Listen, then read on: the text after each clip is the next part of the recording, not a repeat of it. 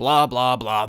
Astroneer. I hope you guys have this game on your radar because wow, does it look impressive. The game is a brand new, procedurally generated space simulator where you play as a lone astronaut. You can mine, terraform, launch rockets and probes into the atmosphere and even play with others. And the art style and overall atmosphere, if you'll pardon the pun, of the game is just lovely really. It's exactly my sort of game and I get more and more excited every time new gameplay comes out for it.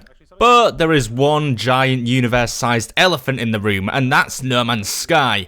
Yeah, the comparison was bound to happen, so today I'm going to be discussing some of the similarities and differences between each game, so that when Astroneer eventually releases, which is supposedly sometime this year, you guys will have an educated decision on which game to play. Of course, the games are incomparable in how they will play and feel, but this is merely a comparison of certain aspects and differences in the game. Alright, first of all, let's talk about how the world is created. Both games feature a procedurally generated playing space at their core. We've got caves, we've got flora, we've got vast deserts and deep oceans in both games, but I haven't seen anything about animal life in Astroneer just yet, whereas in No Man's Sky, you can't visit a planet without being attacked by a three-legged, short-necked, clawed horse turtle. Every player starts on a different planet in their own solar systems with their own seed. We're not sure how exactly big the planets in Astroneer will be and whether or not they'll be as big as No Man's Sky's planets, but from what I've seen so far, they look vast, expansive and gorgeous, and they have multiple biomes.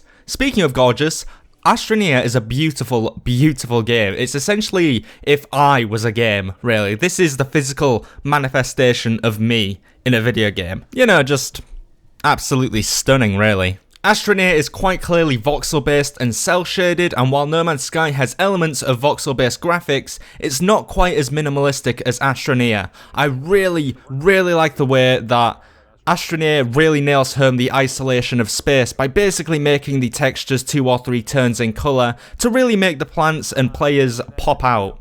In my opinion, Astroneer has the better art style for the game itself and the design choices the team has made, but No Man's Sky works better for vast, open world landscapes where you can kind of stand on a mountain and look out over the distance, and it still looks really nice, that game. No Man's Sky still looks really great if you just find a really tall mountain and just look out over the distance, and I think if No Man's Sky had Astroneer's art style, that effect wouldn't work as well.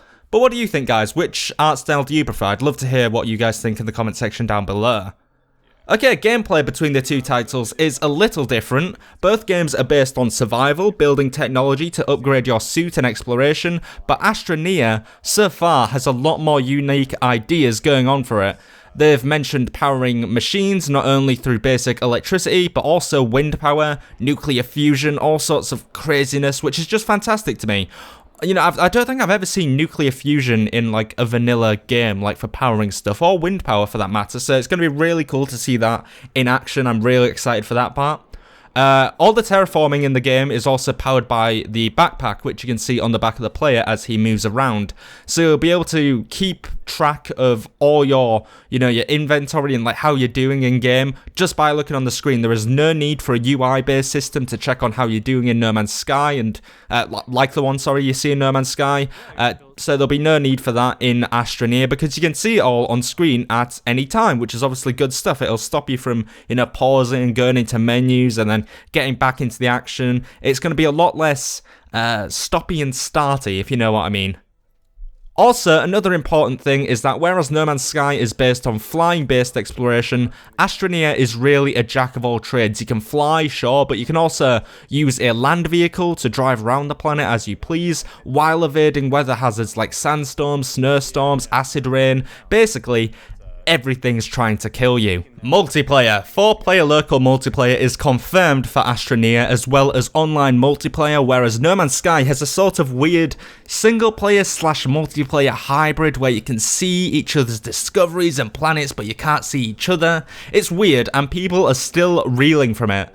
Astroneer suffers no such problems, and you will be able to play with other players upon launch. Hooray for being social! Sir, have you decided which game you prefer? Does Astroneer look cool to you? In my opinion, Astroneer is absolutely stunning, super innovative, and I cannot wait to get my hands on it. If you guys are as well, make sure you subscribe for more Astroneer and No Man's Sky content right here on The Checkpoint, and like the video if you learned something new. But for now, This has been Steve, that's been Astroneer and No Man's Sky, I'm so generous.